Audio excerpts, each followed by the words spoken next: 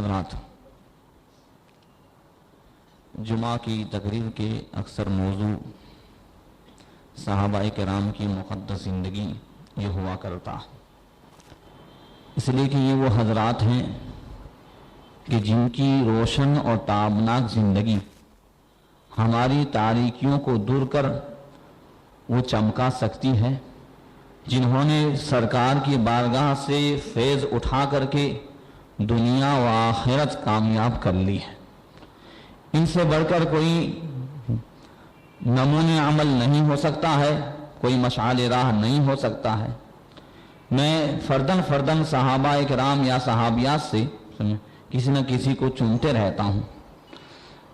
ابھی میں نے یہ سوچا ہے کہ ایک ایسے خاندان کا انتخاب کروں صحابہ کرام میں سے کہ جنہوں نے رسول اللہ صلی اللہ تعالی علیہ وسلم کی محبت کو اپنے دل میں بٹھا لیا تھا اور ایمان کی میٹھاس کو پا لیا تھا، اور یہ ایسا خاندان ہے کہ سرکار اپنی ازواج مطہرہ کے بعد سب سے زیادہ ان کے گھر جاتے تھے، اور سرکار کے بہت سارے معجزات ان کے گھر پہ رونما ہوئے، جنہیں سرکار اپنی خالہ کہہ کے پکارتے تھے، اور جو سرکار کی رضائی خالہ تھی وہ سیدتنا ام سلیم غمیسہ بنت ملحان رضی اللہ تعالیٰ عنہ ہیں۔ ان کے صاحبزادے حضرت انس بن مالک ہیں، ان کے شوہر حضرت ابو طلحہ انصاری ہیں، ان کے بھائی حضرت حرام بن ملحان ہیں، اور ان کی بہن ام حرام ہیں۔ یہ تمام کے تمام رسول اللہ صلی اللہ تعالیٰ علیہ وسلم کے دیوانے گزرے، سب کو صحابیت اور صحابیہ ہونے کا شرف حاصل ہے، اور وہی ام سلیم ہے کہ جن کے تعلق سے رسول اللہ صلی اللہ تعالیٰ علیہ وسلم نے ارشاد فرمایا کہ دخلت الجنت فسمعت خشفۃ صوت مشین فقلت من هذا قالوا هذه الغمیسہ بنت ملحان ام انس بن مالک، کہ میں جنت میں جب داخل ہوا شب معراج تو میں نے کسی کے چلنے کی آہٹ سنی، تو میں نے پوچھا فرشتوں سے کہ یہ کون گیا؟ تو فرشتوں نے کہا یہ غمیسہ بنت ملحان حضرت انس بن مالک کی جو ہے ماں ام سلیم کا یہ محل ہے، وہ وہاں سے گزری ہے۔ گویا کہ جنہیں رسول اللہ صلی اللہ تعالیٰ علیہ وسلم مالک جنت میں جن کی آہٹ خود انہوں نے محسوس کی ہے، اب ان کے جنتی ہونے میں کوئی شبہ نہیں ہے۔ وہ ام سلیم رضی اللہ تعالیٰ عنہ کہ جن کی تابناک زندگی مرد اور عورت سب کے لیے ایک مشعل راہ ہے، نمونِ عمل ہے،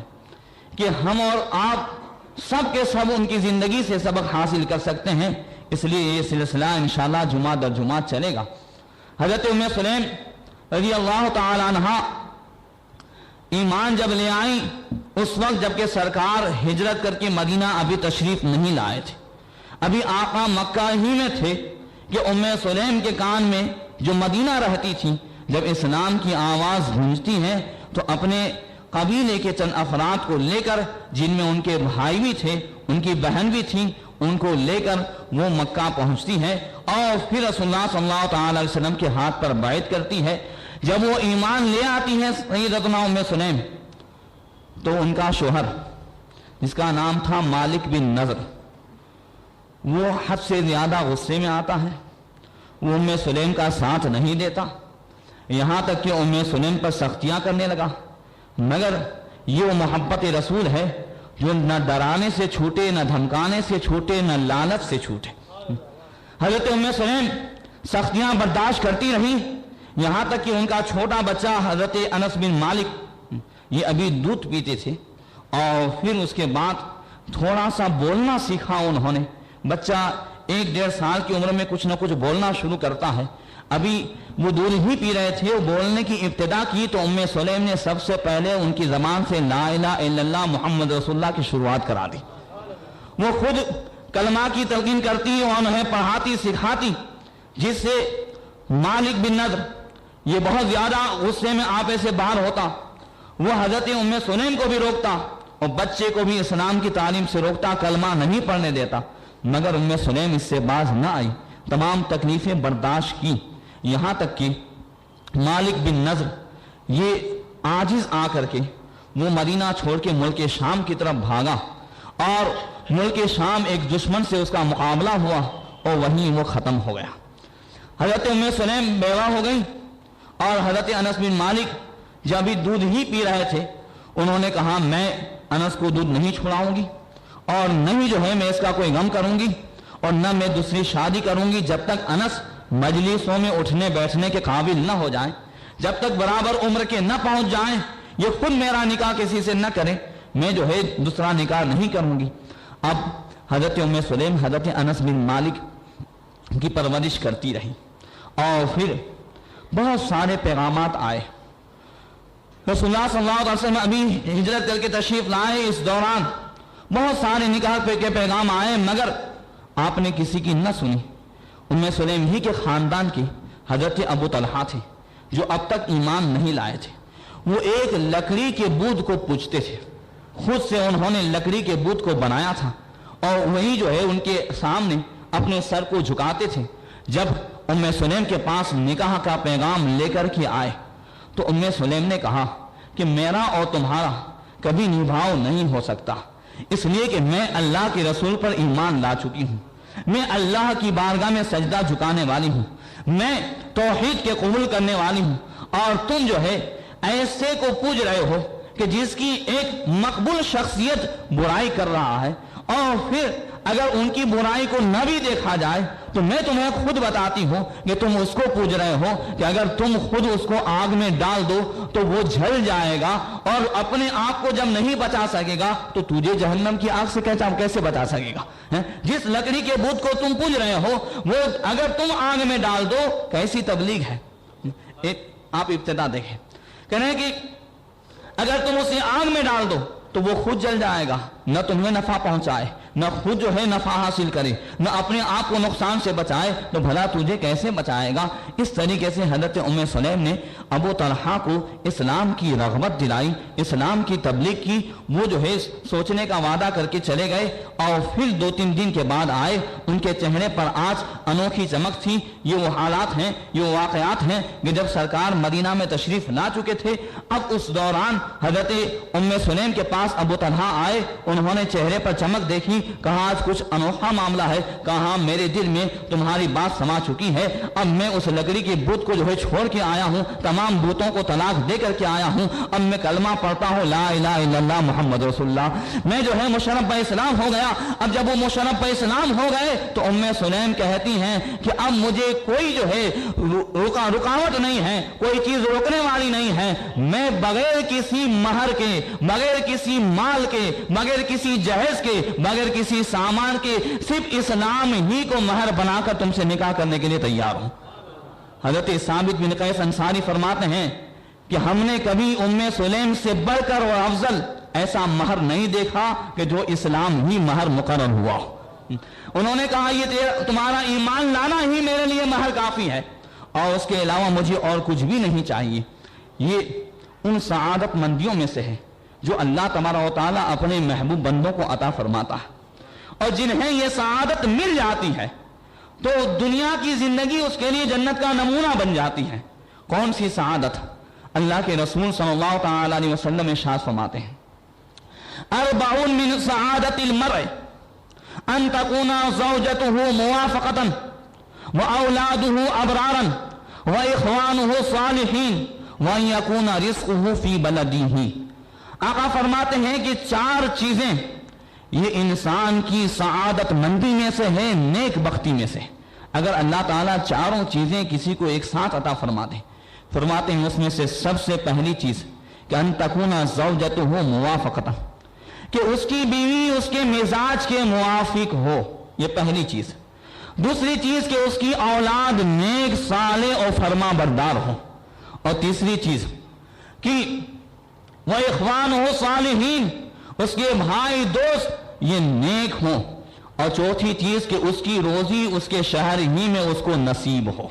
بتائیے پوری زندگی آرام سے گزرے گی کہ نہیں گزرے گی؟ یہ انسان کی کیسی سعادت مندی ہے کہ یہ 4 چیزیں اگر انسان کو حاصل ہو جائے، بیوی مزاج کے موافق ملے، اولاد فرما بردار ہو اللہ اس کے رسول کی اور ماں باپ کی، اور ساتھ ساتھ دوست و احباب کہ جن کے ماحول سے انسان کے سدھرنے اور بگڑنے کا مدار رہتا ہے، وہ جو اچھے ہوں، صالح ہوں، اور ساتھ ساتھ روزی بھی شہر میں ہو، اس کو باہر نہ جانا پڑے، تو یہ چار چیزیں ایسی ہیں کہ اللہ تعالیٰ محبوب بندوں کو عطا فرماتا ہے۔ سعادت مندی سے آقا نے فرمایا اس میں سے پہلی چیز کہ بیوی مزاج کے موافق ہو۔ حضرت ام سلیم نے یہ بتایا کہ کون سے مزاج کی موافقت ہو سب سے پہلے، فرمایا ایمان۔ ام سلیم نے عمل کر کے دکھایا کہ آقا نے فرمایا کہ جو ہے سعادت مندی میں سے یہ ہے کہ بیوی مزاج کے موافق ملنی چاہیے، تو سب سے پہلے ایمان کہ دونوں مومن ہوں، بلفظ ذکر دونوں سنی صحیح العقیدہ ہو، بد مذہب نہ ہو، وہابی نہ ہو، مشرکہ نہ ہو، تبلیغیاں نہ ہو، دونوں ایک ہی مزاج کے ہوں۔ ایسا نہیں کہ ایک تو سلام پڑھے اور دوسرا جو ہے اس پہ فتوے لگائے، عورت فاتحہ دلاوے اور شوہر جو ہے بدعت کا فتویٰ کہہ کر کے اس طرف منہ بیٹھا ہو۔ ارے جب مزاج برابر نہیں ہوتے تو اب تو یہ دیکھنے میں آتا ہے کہ شوہر عید کی نماز پڑھ کے آیا ہے اور عورت روزہ رکھے بیٹھی ہے، عورت سنیہ ہے، آپ دیکھو صورت وغیرہ میں، تو ایک نے عید منائی ہے تو دوسرے نے جو ہے روزہ رکھا ہے، مزاج موافق نہیں ہے۔ ایک فاتحہ دلا رہی ہے تو دوسرا بدعت کے فتوے لگا رہا ہے۔ پتہ یہ چلا کہ سب سے پہلے مزاج موافق ہو۔ مزاج کا موافق ہونا مطلب یہ ہے کہ دونوں اللہ اس کے رسول سے محبت کرنے والے ہوں، دونوں اولیاء کرام کو ماننے والے ہوں، دونوں سنی صحیح العقیدہ ہو، تو پھر یہ ایمان میں جب موافقت ہو جائے گی تو زندگی آرام سے گزرے گی۔ اور پھر دوسری موافقت جو مزاج میں ہے وہ یہ ہے کہ دونوں دینداری کے اعتبار سے مزاج میں برابر ہوں، تب زندگی آرام سے گزرتی ہے، جھگڑے نہیں ہوتے۔ ایک دیندار ہو دوسرا دنیا دار ہو تو پھر اس سے بھی مزاج نہیں ملتے۔ ایک چاہتا ہے کہ جو ہے بیوی یہ پردے میں رہے، مگر بیوی کا مزاج یہ ہے کہ وہ خود پردے کو جھیل سمجھ رہی ہے، تو دونوں کا مزاج برابر نہیں ہے۔ ایک بیوی چاہ رہی ہے کہ وہ پردے میں رہے اور جو ہے شوہر کا مزاج یہ ہے کہ وہ اسکوٹر پر بٹھا کر کے گھمائے، دونوں کا مزاج برابر نہیں ہے۔ بیوی چاہ رہی ہے کہ بچے کو دینی تعلیم ملے اور جو ہے شوہر چاہ رہا ہے، باپ چاہ رہا ہے کہ نہیں وہ گریجویٹ ہو، ایسا ہو، تو اب اس میں بھی بہت زیادہ دنیا داری جو دل سے دور کر دے، تو اب دونوں کا مزاج نہیں بن رہا۔ شوہر چاہ رہا ہے کہ جو ہے یہ اللہ اس کے رسول کے ماننے والی، نماز پڑھنے والی ہو، اور بیوی جو ہے کبھی نہ میں کہ اس نے نماز پڑھی ہے، نہ یہاں کبھی بھول کی ہے، تو اب کبھی بھی بننے والا نہیں۔ غرض کے اولاد کی تعلیم و تربیت، خود گھریلو ماحول، ان سب میں دونوں کا مزاج ایک ہو، جس کی وضاحت اللہ کے رسول صلی اللہ تعالی علیہ وسلم نے اس حدیث پاک میں کی کہ جب حضرت معاذ بن جبل نے عرض کی یا رسول اللہ تعالیٰ قرآن میں یوں فرماتا ہے کہ والذین یکنزون الذھب والفضہ ولا ينفقونها فی سبیل اللہ فبشرہم بعذاب علیم، کہ جو لوگ سونا و چاندی جمع کرتے ہیں، خزانہ کرتے ہیں، اور پھر اللہ کی راہ میں نہیں دیتے، تو ان کے لیے دردناک عذاب ہے۔ تو یا رسول اللہ سونا اور چاندی کا خزانہ یہ دردناک عذاب کا سبب ہے، تو ہم دنیا میں کیا کمائیں، ہم کون سا خزانہ اکٹھا کریں؟ تو سرکار نے فرمایا یا معاذ لسانا ذاکرا وقلبا شاکرا وزوجتا صالحا تعینک علی امر دنیاک ودینک خیر من اکتسبہ الناس۔ اے معاذ، ذکر کرنے والی زبان، شکر کرنے والا دل، اور وہ نیک عورت جو تجھے دنیا میں بھی مدد کرے، تیرے دینی معاملات میں بھی مدد کرے، اگر وہ تجھے تین چیزیں حاصل ہو جائے تو یہ دنیا کا سب سے اچھا خزانہ ہے۔ لوگ جسے جمع کرتے ہیں اس سے بہتر خزانہ ہے۔ سب سے پہلے آقا نے فرمایا لسانا ذاکرا، ذکر کرنے والی زبان، گالی بولنے والی،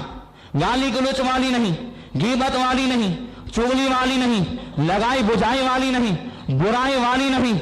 اللہ اس کے رسول کے ذکر سے دور رہنے والی نہیں، ذکر اللہ سے غفلت والی نہیں، نعت مصطفیٰ سے دور رہنے والی نہیں، صلاۃ و سلام پر بدعت کے فتوے لگانے والی نہیں، کہ جو زبان ایسی ہے حقیقت میں وہ زبان نہیں ہے، کہ جو ذکر اللہ سے دور ہے، جو نعت مصطفیٰ سے دور ہے، جو اللہ کے ولیوں کی ذکر سے و منقبت سے دور ہے، وہ زبان نہیں ہے۔ اعلیٰ حضرت فرماتے ہیں نہیں سر کہ سجدہ کنا نہ ہو، نہ زباں کے زمزمہ خواہ نہ ہو، نہ وہ دل کے اس پہ تپا نہ ہو، نہ وہ سینہ جس کو قرار ہے، کہ جس زبان پہ نعت مصطفیٰ نہیں ہے، اللہ کا ذکر نہیں ہے، وہ زبان حقیقت میں زبان ہونے کا حق ادا نہیں کرتی ہے۔ جس زبان پہ نعت مصطفیٰ ہے، صلاۃ و سلام ہے، اعلیٰ حضرت فرماتے ہیں وہی زبان زبان ہونے کا حق ادا کرتی ہے، جس کی شان یہ ہو کہ دہن میں زباں تمہارے لیے، بدن میں ہے جا تمہارے لیے، ہم آئے یہاں تمہارے لیے، اٹھے بھی وہاں تمہارے لیے۔ تو یہ زبان ذکر کرنے والی زبان ہو، شکر کرنے والا دل ہو، اور ساتھ ہی ساتھ وہ عورت جو دنیا اور دین کے کاموں میں شوہر کی اطاعت و فرما برداری کرنے والی ہو، شوہر کو مدد کرنے والی ہو۔ اگر وہ جو ہے 5,000 روپے کما کر کے لاتا ہے تو 7,000 خرچ کرنے والی نہ ہو۔ دنیا کی بات کر رہا ہوں کہ دنیا میں کیسے مدد کرے گی۔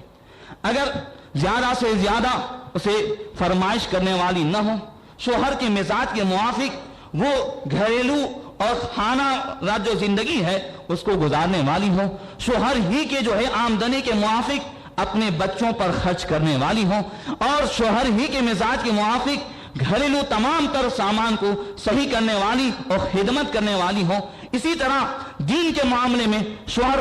اگر نمازی ہو، روزے دار ہو، ان سب میں اس کو مدد کرنے والی ہو، اس سے ناراض ہونے والی نہ ہو، اس کے دینی امور سے وہ جو ہے منہ چڑھانے والی نہ ہو۔ اسی طریقے سے تمام معاملات میں دین و دنیا کہیں اگر شوہر خرچ کر رہا ہے، اگر ماں باپ پہ خرچ کر رہا ہے، اگر جو ہے بہنوں پہ خرچ کر رہا ہے، بھائیوں پہ خرچ کر رہا ہے، رشتہ داروں پہ خرچ کر رہا ہے، جو ہے ثواب کے کاموں میں خرچ کر رہا ہے، تو ساتھ ساتھ وہ بھی مدد کرنے والی ہو۔ جیسا کہ صحابہ کرام رضوان اللہ تعالیٰ علیہ مجمعین کی زندگی میں حضرت سعید بن عامر کا میں نے واقعہ سنایا تھا کہ پوری زندگی غربت کے ساتھ گزری، اور پھر جب حضرت عمر فاروق اعظم نے 2,000 درہم انہیں بھیجائے اور ان کے گھر میں کچھ بھی نہیں تھا، وہ جو ہے حاکم تھے، گورنر تھے، اور اس کے بعد جب انہوں نے 2,000 خیرات کرنا چاہا تو بیوی نے کہا کہ ہمارے گھر میں غلام کی ضرورت ہے، تو حضرت سعید بن عامر نے کہا کہ تمہیں تو غلام کی ضرورت ہے، مگر ہمارے یہاں شہر میں ایسے گھر ہیں جہاں دانے اور پانی کی ضرورت ہے، جہاں کھانے کی ضرورت ہے۔ تو بیوی فوراً مان گئی اور کہنے لگی کہ آپ جو بہتر کریں وہی ہیں، اس لیے انہوں نے 2,000 درہم وہی اللہ کی راہ میں خرچ کر ڈالے۔ یہ کب ہوا؟ جب بیوی نے ساتھ دیا، پہلے ضرورت پیش کی، مگر یہ حقیقت میں گھر کی ضرورت تھی، وہ پورا کرتے تو یہ جائز تھا، بیوی کی کوئی ناجائز فرمائش نہیں تھی، مگر اس کے باوجود انہوں نے صرف اللہ کی راہ میں خرچ کرنے کے لیے مدد کی۔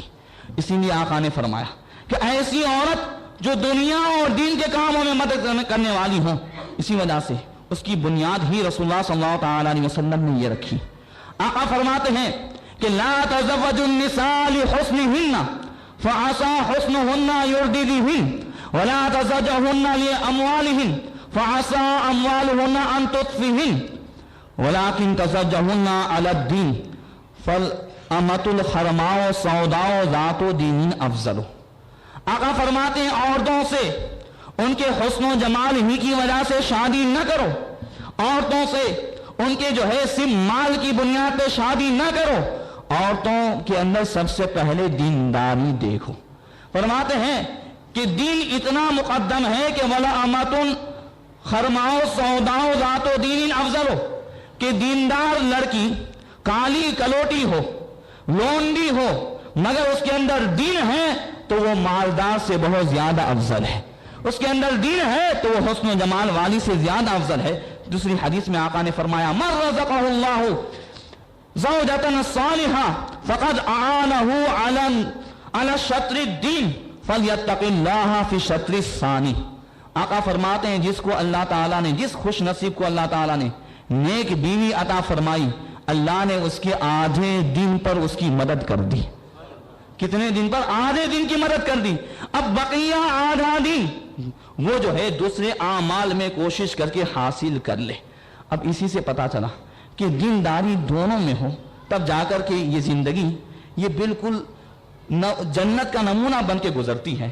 جھگڑے نہیں ہوتے ہیں, آپس میں ایک دوسرے کا مزاج برابر ہوتا ہے. اسی طریقے سے لڑکے کے اندر بھی یہ دینداری ہونی چاہیے. آقا فرماتے ہیں اذا خطب الیکم من ترضون خلقہ ودینہ فزوجہ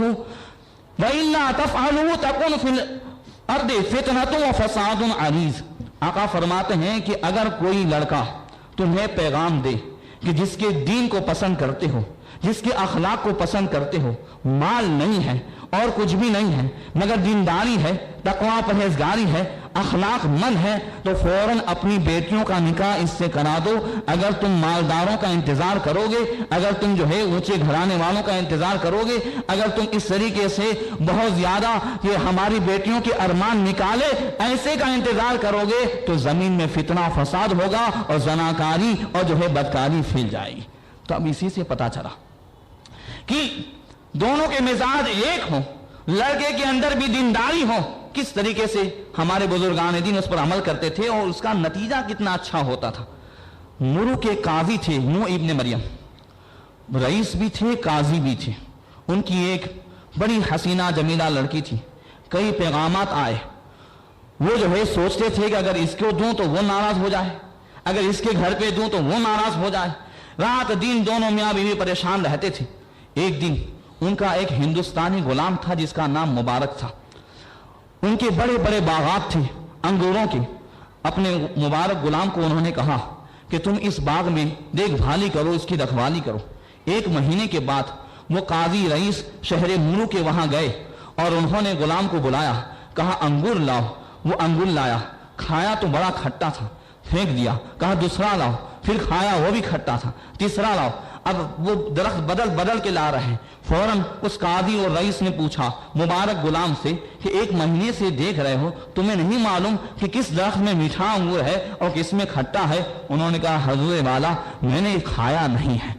میں نے کسی درخت سے کھایا نہیں ہے, مجھے نہیں معلوم. کہا کیوں نہیں کھایا؟ کہا آپ نے مجھ سے کہا تھا کہ باغ کی دیکھ بھالی کرو, باغ کی رکھوالی کرو, تو میں رکھوالی کر رہا ہوں. آپ نے مجھے کھانے کا نہیں کہا تھا, اگر آپ مجھے کھانے کا کہتے تو میں ضرور کھاتا. کہا اچھا,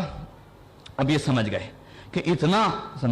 امانت دار اور ایسا متقی و پرہیزگار لڑکا مجھے نہیں مل سکتا. وہ کالے تھے, غلام تھے اور یہ آقا تھے, مگر فوراً کہا اے مبارک مجھے ایک پریشانی کئی دنوں سے ہے اور میں تشویش میں پڑا ہوں. میری ایک حسینہ جمیلہ لڑکی ہے, میں چاہتا ہوں اس کا نکاح کسی اچھے لڑکے سے ہو. بڑے بڑے پیغامات آئے, میں پریشان ہوں, اگر اس کے گھر دیتا ہوں تو وہ ناراض ہو جاتا ہے. تو کیا کہتا ہے, تیرا کیا خیال ہے؟ کہا حضور آپ آقا جو فرمائیں. کہا میرا ارادہ ہے کہ میں جو ہے اس کا نکاح تیرے ساتھ کر دوں. اس مبارک غلام نے کہا کہ حضور آقا بات یہ ہے کہ زمانے جاہلیت میں کفار و مشرکین حسب و نسب دے کر کے لڑکیاں دیتے تھے. یہود و نصارہ مال کو دے کر کے لڑکیاں دیتے تھے, اور جو ہے ہمارے زمانے کے لوگ, وہ اس زمانے کی بات کر رہے ہیں, امام اعظم ابو حنیفہ کے زمانے کی بات کر رہا ہوں, وہ کہہ رہے ہیں کہ ہمارے زمانے کے لوگ مال دے کر کے جو ہے حسن و جمال و مال دے کر کے لے رہے ہیں, مگر سرکار کے زمانے کے لوگ دینداری دیکھتے تھے. کیا کہا غلام نے کہ آقا سرکار کے زمانے کے لوگ دینداری دیکھتے تھے لڑکے کے اندر, اب آپ جو بھی پسند کریں. فوراً اس جو ہے رئیس اور قاضی نے کہا کہ اے مبارک سن لے, میں دینداری کو پسند کرتا ہوں, میں پرہیزگاری کو پسند کرتا ہوں. اور فوراً جو ہے وہ گھر گئے, کہا آپ اپنے گھر میں اجازت لے لیں. گھر میں جا کے بیوی سے کہا اب یہ بیوی دیکھیے, اب ایسی بیوی جس کے تعلق سے سرکار نے فرمایا کہ تعینک علی امر دینی و دنیا کا, جو تیرے دنیا و دین کے معاملے میں تیرے جو ہے مزاج کے موافق ہو, مدد کرنے والی ہو. اب یہاں تمام تر بڑے بڑے پیغامات ہیں, اور ادھر ایک غلام کا پیغام لے کر کے اب شوہر بیوی کے پاس گیا ہے اور مشورہ دے رہا ہے کہ میرا ارادہ یہ ہے کہ میں اپنی بیٹی کا نکاح اس غلام سے کراؤں. بولو گھر میں یہ بند ہو سکتی ہے؟ آج ہمارے گھر میں ہو سکتی ہے؟ کہیں جی تو پھری بھی آئے, یہ ملے بھیگو پھری پھری نے ملو بھی آئے. صحیح ہے کہ نہیں؟ بیوی کہے گی اب میرا چلنا چاہیے، اب اس کا جو ہے کوئی ٹھکانہ نہیں ہے، یہ ملکٹ ملا ہو چکا ہے، اب اس کے ایسے خیالات کہ ایسے کو لڑکی دینا چاہتا ہے کہ جو نہ اس کے پاس مکان ہے نہ اس کے پاس کوئی ٹھکانہ ہے۔ میری بیٹی کو آج کی ماں بہنیں کہیں گے کہ میری بیٹی کو جہنم میں ڈالنا چاہتا ہے، کہ جیتے جیتی جہنم میں ڈالنا چاہتا ہے، وہ غربت میں ڈالنا چاہتا ہے۔ مگر اب آقا نے جو فرمایا کہ بیوی شوہر کے مزاج کے موافق ہو، دونوں کے مزاج ملتے جلتے ہوں، دنیا اور دین کے معاملے میں مدد کرنے والی ہوں، ایسی بیوی جو حضرت جو ہے نوح ابن مریم کو ملی تھی، یعنی قاضی رئیس اور جو ہے مرو کو ملی تھی، وہ انہوں نے کہا کہ جو آپ کی پسند ہے وہ ہماری پسند ہے، جو آپ بیٹی سے محبت کرتے ہیں اتنی میں بھی کرتی ہوں، لہذا آپ بیٹی کو کہیں نقصان میں نہیں ڈالیں گے۔ اور فوراً نکاح ہوا۔ نکاح ہونے کے بعد فوراً قاضی اور رئیس نے اچھے سے اچھا جہیز دیا، بہت کچھ دیا، اللہ نے انہیں خوب نوازا تھا۔ دونوں میاں بیوی آرام سے رہنے لگے، مگر